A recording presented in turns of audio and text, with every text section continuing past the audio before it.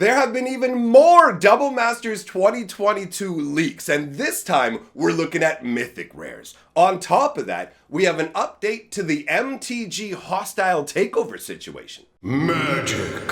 I am a wizard! History. I'm an old wizard! The magic historian. My bones hurt. Greetings! Owners of fine luxury cardboard rectangles, my friends!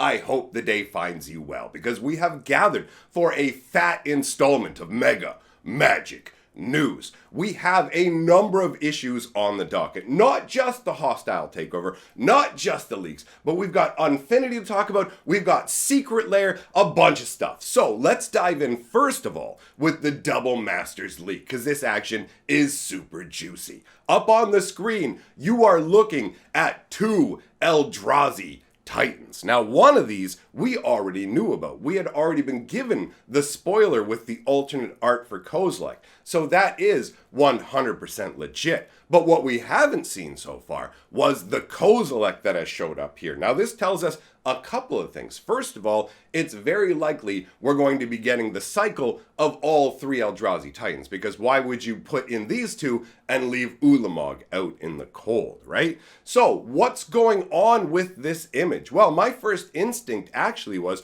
perhaps this is some sort of artificial leaked image. It's not actually genuine. People are taking advantage of what's going on with the Commander Legends collector boosters. If you're not familiar with the fact that they've been coughing up all of these uncommon cards from Double Masters, well, this just appears to be an extension of that, but moving into Mythic rare territory. Now, there seems to be a little bit of confusion out there where some people think that Wizards have intentionally put these Double Masters cards into all of the collector boosters. But if you go around and watch different collector booster openings like I have, you will find that indeed that is not the case. The majority of collector boosters do not contain any Double Masters cards. And as far as I'm concerned, this is 100% a production error that could absolutely lead to not just these uncommons showing up, but also Mythic rares making their way in. Now, because I thought this might not be a genuine image, I did do the entire reverse image search looking to see if this Emrakul artwork showed up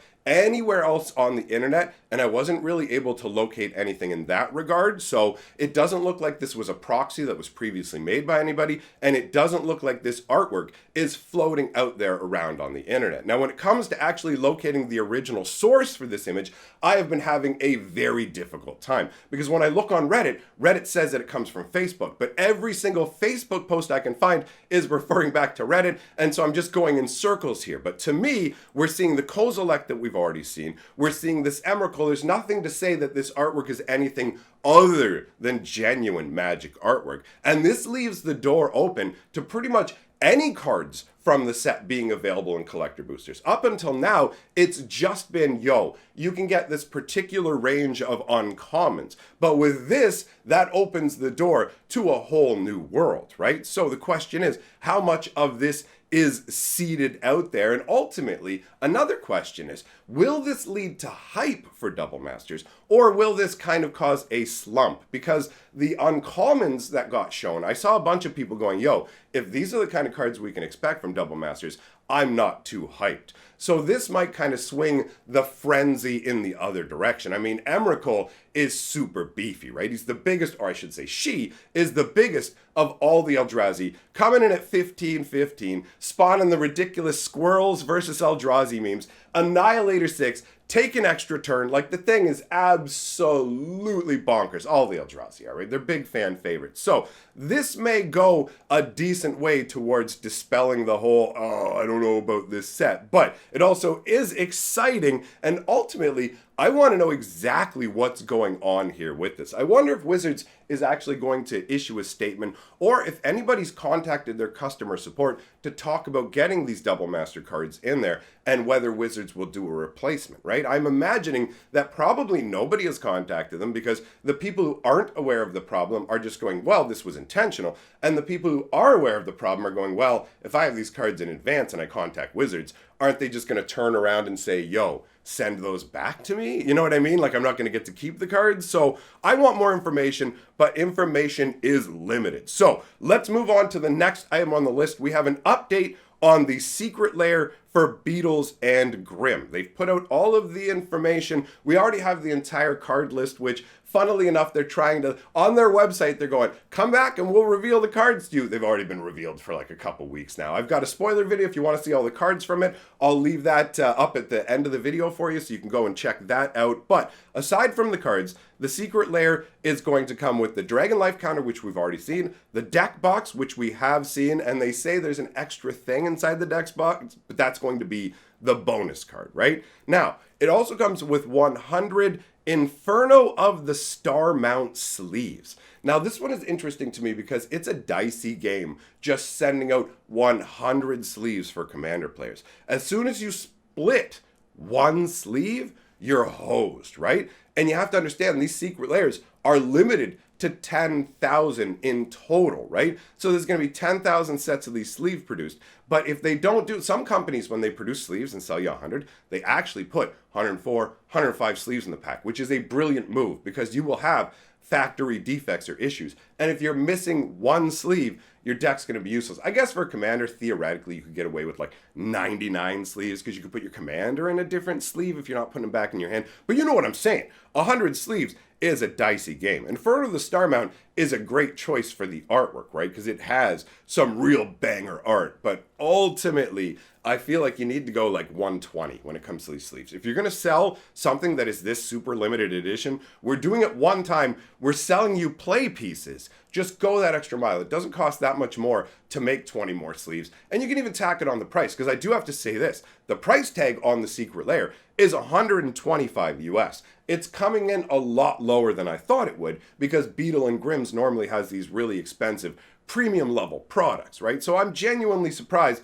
that it is $125, but at the same time, that also makes it one of the most expensive secret lairs that we've ever seen. And it also marks really another step in the departure away from what we normally consider secret lairs. Because for the traditional sort of approach to secret lair, it would just be, here's a handful of cards, right? You get all these cards, they get new treatments, either the reprints or functionally new, but it's a handful of cards. Now we have a situation where this is the second time we've wandered away from that concept. The first being the 100 card Commander decks, where you're getting 5 double-sided cards with 10 new artworks that are the unique cards, and 95 cards with no new artwork that are all reprints. So this is a different variation. That one came with like a flipping coin too. So this is one where it seems like the secret lair cards are almost meant to be overshadowed by all of the extra stuff that goes along with it. And this to me seems like another step along the road of Wizards ultimately opening the secret lair product line to be everything. And this is something that I discussed in previous videos, where I do believe that one day that is Wizards' ultimate goal, right? They've successfully used secret lair to find a way to sell us singles directly at close to what the market price is, or at some cases, even beating the market price if they're given the right treatment. So it's interesting to note from that perspective as well. Now, let's move on to the Unfinity release. Take a look at this silly image up here on the screen. Wizards of the Coast delayed Unfinity way earlier in the year. We were already supposed to have it in our hands. It was supposed to be coming out on April 1st, but as is the case in the current world, Wizards couldn't really get it all put together.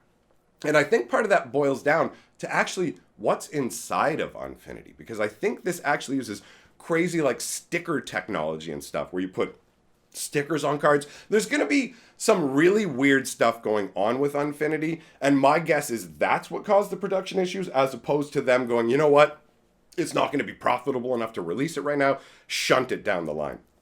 I don't know how all these decisions are made. But anyways, you'll notice, looking on the screen, that it says available in stores, and then there's a bunch of dumb symbols below that. If you're not familiar with it, that's wingdings. Wizards is like, Unfinity is, yo, here's our goof bag set. We're getting silly and stupid. They're basically doing the idea is a space carnival. And honestly, some of the lands they're making for this set are gorgeous, and some of the cards they're making are goofy fun. They didn't give us any new spoilers or anything. They just gave us this image, and when you translate the wingdings, it lets you know that the release date for this is October 7th.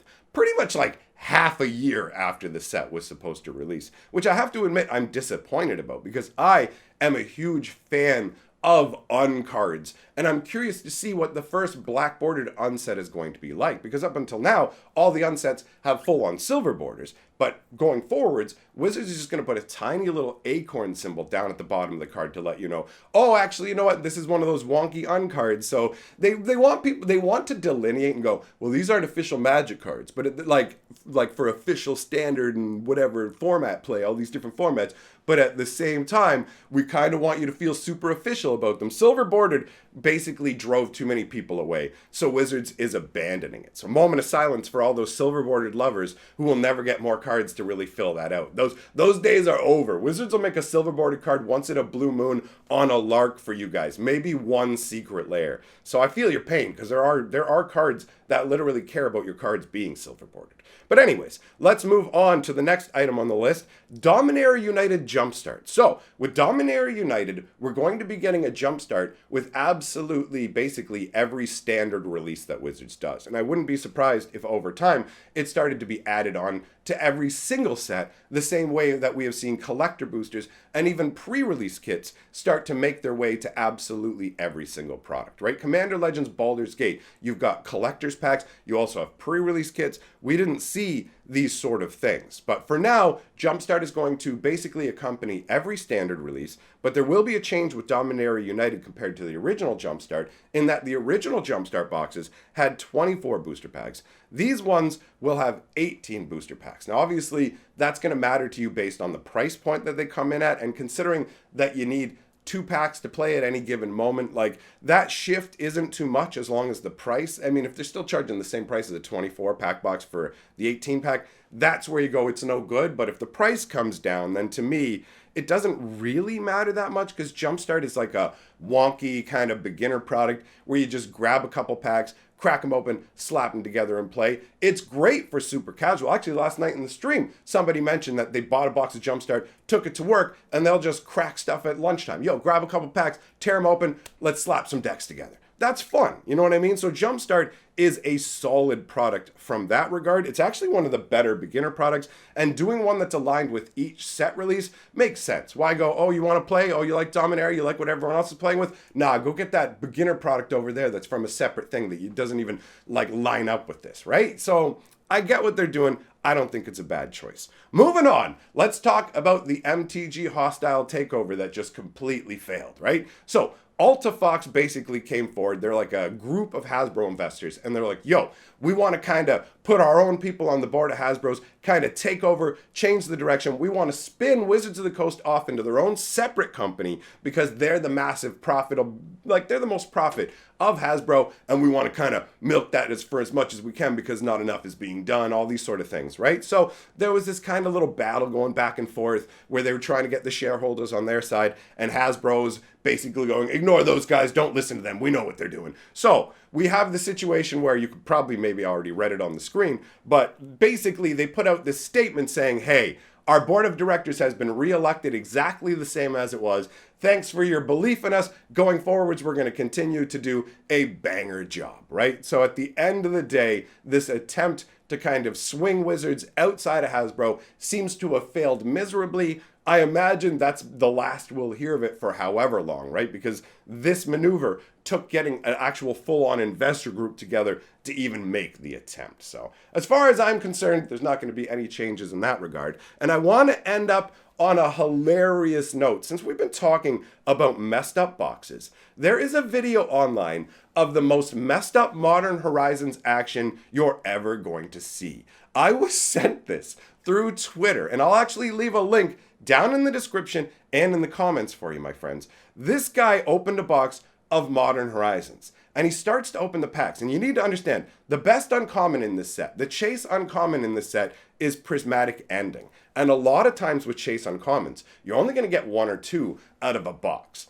So this guy opens his first pack, and there's a Prismatic Ending in it. And he opens his second pack, and there's a Prismatic Ending in it. And he opens his third pack, and there's a prismatic ending in it. And it goes on and on and on. Every pack is like, have a prismatic ending. But it doesn't just end there. Some packs are like, wow, that's a mighty nice prismatic ending you have. Would you like a prismatic ending to go with that? So you shift the prismatic ending off to the side, and below it is another prismatic ending. I started to cackle out loud. I was literally laughing watching it. Like, in terms of people getting boxes that are messed up, it's almost always bad news. But these uncommons are worth like $4 a shot. And when all was said and done, he got almost 50 of them. He got 46 prismatic endings from a Modern Horizons box. So if you want to see that insanity, I'll link it below. Links on the screen if you want to spend some more time with me. Thanks for coming by, my friends. Big shout out to all my patrons.